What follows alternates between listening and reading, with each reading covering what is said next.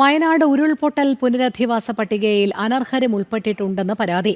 12 പേർ അനർഹരായി പട്ടികയിലുണ്ടെന്ന് Chooralmala Janashabdam action committee. Arjun PS ചേരുന്നു. അർജുൻ, ഈ വയനാട് ഉരുൾപൊട്ടൽ പുനരധിവാസവുമായി ബന്ധപ്പെട്ട പട്ടികയിൽ അനർഹരും കടന്നുകൂടിയിട്ടുണ്ട് എന്നുള്ള പരാതികൾ വരുന്നുണ്ടല്ലോ, എന്താണ് വസ്തുത?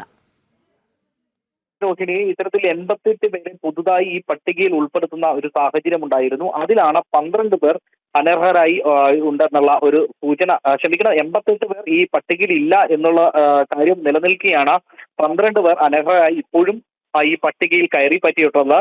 ചൂരൽമല ജനശബ്ദം ആക്ഷൻ കമ്മിറ്റിയാണ് ഇന്ന് ഇക്കാര്യം അറിയിച്ചിട്ടുള്ളത്. അതായത് ഇത്തരത്തിൽ 12ഓളം പേർ വ്യാജമായി തന്നെ ഇതിൽ കയറിയിട്ടുണ്ട്. പലരും ഈ സർക്കാരുമായി ബന്ധപ്പെട്ട് അവരുടെയൊക്കെ പിന്താങ്ങി നിന്നുകൊണ്ട് അങ്ങനെ കയറിയതാണെന്നുള്ള ഒരു അത്തരത്തിലുള്ള ആക്ഷേപമാണ് ജനശബ്ദം ആക്ഷൻ കമ്മിറ്റി ഉന്നയിക്കുന്നത്. അതിൽ 88ഓളം പേർ ഇനിയും ഈ ഒരു ലിസ്റ്റിൽ കയറാനുണ്ട്. അതായത് അർഹതപ്പെട്ട 88ഓളം പേർ നേരിട്ട് ദുരിതം അനുഭവിച്ചാൽ കയറാനുണ്ട്. അതിൽ 23 പേർ അട്ടമലയിലുള്ളവരാണ്.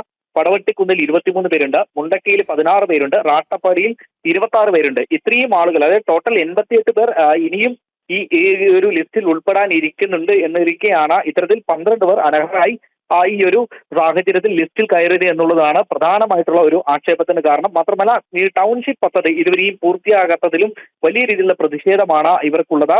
അതായത് ഇത്ര നാളായി 1 വർഷം കഴിഞ്ഞു, പക്ഷെ ഇതുവരെയും ടൗൺഷിപ്പ് പദ്ധതി പൂർത്തിയായിട്ടില്ല. പദ്ധതിയിൽ ഉണ്ടാക്കിയ മാതൃക വീടാകട്ടെ പലതരത്തിലുള്ള ആക്ഷേപം ഈ വീടിനെ സംബന്ധിച്ചുള്ളത്, വീടിന്റെ പണിയെ സംബന്ധിച്ചുള്ള വലിയ ആക്ഷേപങ്ങൾ നേരത്തെ തന്നെ ഉയർന്നു വന്നതാണ്. ആ ഒരു സമയത്താണ് ഇപ്പോൾ 12 പേർ കൂടി അനർഹരായി ഇതിൽ ഉൾപ്പെട്ടിട്ടുണ്ട് എന്നുള്ള ഒരു കാര്യം കൂടി ഇവർ ചൂണ്ടിക്കാട്ടുന്നത്.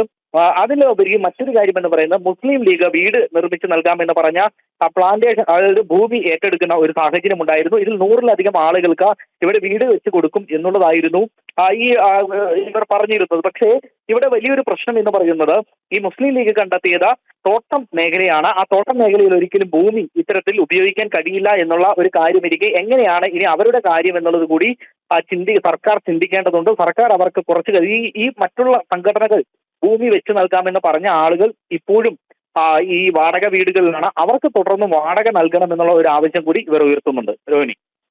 ശരി അർജുൻ, വയനാട് ഉരുൾപൊട്ടൽ പുനരധിവാസ പട്ടികയിൽ അനർഹരും ഉൾപ്പെട്ടിട്ടുണ്ട് എന്നുള്ള പരാതി ഉയരുകയാണ്. ജനശബ്ദം ആക്ഷൻ കമ്മിറ്റിയാണിത് ചൂണ്ടിക്കാട്ടിയത്. ആ പ്രതികരണത്തിലേക്ക്.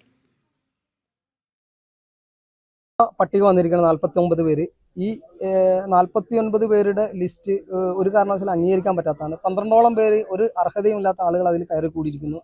ഉദ്യോഗസ്ഥർക്ക് വേണ്ടപ്പെട്ട ആളുകൾ അങ്ങനെയുള്ള ആളുകളാണ്. പിന്നെ ഇവർക്ക് ഒത്താശ പാടുന്ന ആളുകളുടെയൊക്കെ അനർഹമായിട്ടുള്ള ആളുകൾ.